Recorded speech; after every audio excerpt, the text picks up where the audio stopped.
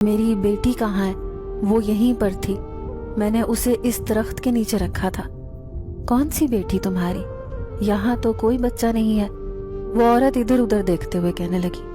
لیکن میں تو پاگل ہو گئی، ایسے لگ رہا تھا جیسے میں اپنی بیٹی کو کھو چکی ہوں، شاید اسے کوئی اٹھا کر لے گیا۔ اب میں صدمے سے رو رہی تھی، تبھی اس عورت نے کہا کہ چلو آؤ، ہمت کرو، میرے ساتھ گاڑی میں بیٹھو۔ اب اس نے مجھے اپنے ساتھ گاڑی میں بٹھا لیا، وہ مجھے اپنے ساتھ اپنے بنگلے پر لے گئی۔ میں نے دیکھا یہ بنگلہ بہت شاندار تھا، روشنیوں سے سجا ہوا، لیکن اس میں اتنی ساری عورتیں کیوں ہیں؟ ایسے لگ رہا تھا جیسے وہاں پر عورتوں کی کوئی محفل ہو۔ اس عورت نے مجھے بستر پر لٹایا، بڑے پیار اور نرمی سے میرا علاج شروع کر دیا، کیونکہ میری حالت انتہائی خراب ہو رہی تھی۔ پھر ایک لڑکی آئی، مجھے جوس پلانے لگی، انہوں نے میرے کھانے پینے کا بھی خوب خیال رکھا۔ میں حیرت سے یہ دیکھ رہی تھی کہ یہ انسان ہے یا پھر فرشتے ہیں جو میرا اتنا خیال رکھ رہے ہیں۔ ٹھیک 1 ہفتے کے بعد ہی میں اٹھ کر بیٹھنے کے قابل ہو گئی۔ تبھی وہ عورت میرے پاس آئی، کہنے لگی دیکھو بیٹا، میرا نام ناہید بیگم ہے اور یہ بنگلہ میرا ہی ہے۔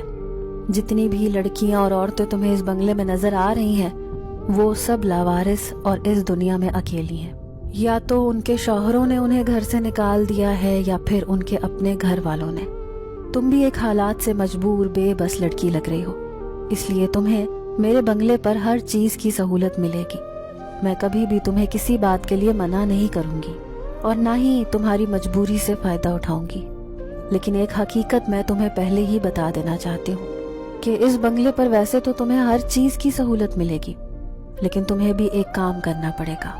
یہ بنگلہ میرا کوٹھا ہے، یوں سمجھ لو کہ بڑے بڑے لوگ اس بنگلے پر آتے ہیں اور اپنی پسند کی لڑکیوں کو اپنے ساتھ لے جاتے ہیں، بدلے میں وہ مجھے لاکھوں روپے دیتے ہیں۔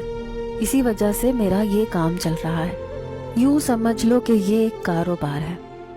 میں آنکھیں پھاڑے ان کی باتیں سن رہی تھی، سوچ بھی نہ سکتی تھی کہ جسم کے بدلے میں وہ اتنا مہنگا سودا کرتی ہوں گی۔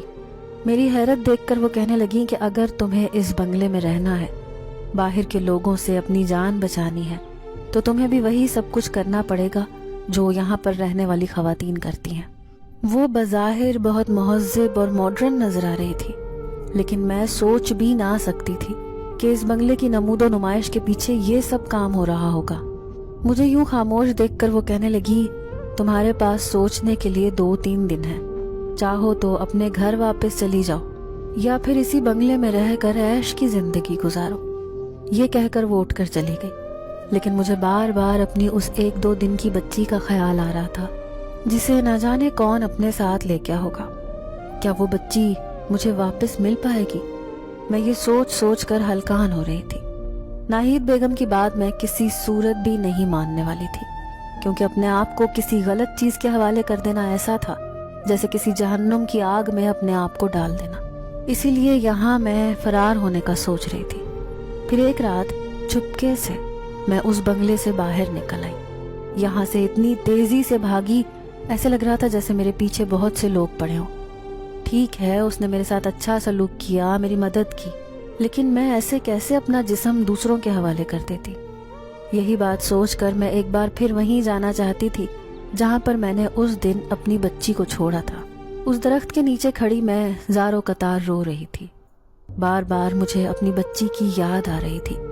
نہ جانے وہ کہاں ہوگی، کس حال میں ہوگی، کہیں اسے لے جانے والا اس کے ساتھ کوئی